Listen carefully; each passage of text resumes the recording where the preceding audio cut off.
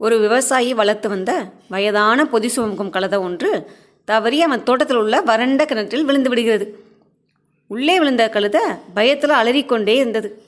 அது எப்படி கிணற்றிலிருந்து வெளியேற்றி காப்பாற்றுவது என்று அவனும் விடிய விடிய யோசித்தான். ஒரு யோசனையும் அவனுக்கு தோணலை. காப்பாற்ற எடுக்கிற எந்த முயற்சியுமே அந்த கழுதையின் விலையை விட செலவு அதிகமாக இருந்தது.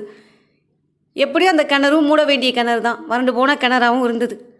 என்ன பண்ணுமோன்னு யோசிச்சு அவன் என்ன பண்ணான், பேசாமல் வயசான கழுதையாகவும் ஆயிடுச்சு, வறண்டு போன கிணறாகவும் இருக்குது, பேசாமல் கிணறு மூடிடுவோன்னு முடிவெடுத்தான்.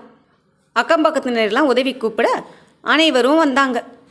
அனைவரும் திரண்டு சற்று அருகில் இருந்த ஒரு மண்திட்டிலிருந்து மண்ணை மண்வெட்டியில் அள்ளி கொண்டு வந்து அந்த கிணற்றில் அனைவரும் போட ஆரம்பித்தாங்க. கழுதை நடப்பதை உணர்ந்து தற்போது மணர பயத்தில் ரொம்ப அலறிடுச்சு. ஆனால் அதை அலறலை யாருமே கண்டுக்கலை.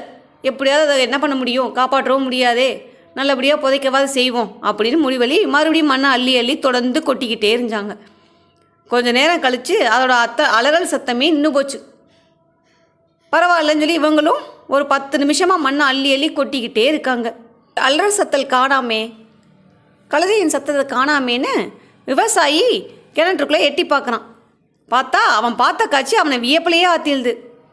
அவன் பார்த்த காட்சி அவனுக்கு ஆச்சரியப்படுத்தியது. ஒவ்வொரு முறையும் மண்ணை கட்டும்போது கழுதை தான் உடலில் ஒரு முறை உதறி விட்டு மண்ணை கீழே தள்ளி அந்த மண்ணின் மீதே நின்று வந்தது. இப்படியே பல அடிகள் அது மேலே வந்திருந்தது. மேலும் மேலும் போட மண்ணை தாண்டி தாண்டி கழுதை உதறி தள்ளிக்கிட்டு மண்ணு மேலேயே ஏறி ஏறி நின்றுக்கிட்டே வந்தது. இதனால் கழுதை என்ன பண்ணுச்சு, மெதுவாக மேலே ஏறி கிணற்றோட விளிம்பிக்கே வந்துருச்சு. எல்லாரும் ஆச்சரியமாக பார்த்துட்டாங்க.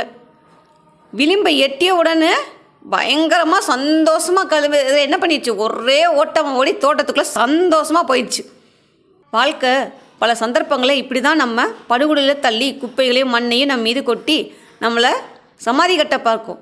ஆனால் நாம் தான் இந்த கழுதையை போல தன்னம்பிக்கையும் விடாமுயற்சியும் கொண்டு அவற்றை உதறி தள்ளி மேலே வர வேண்டும்.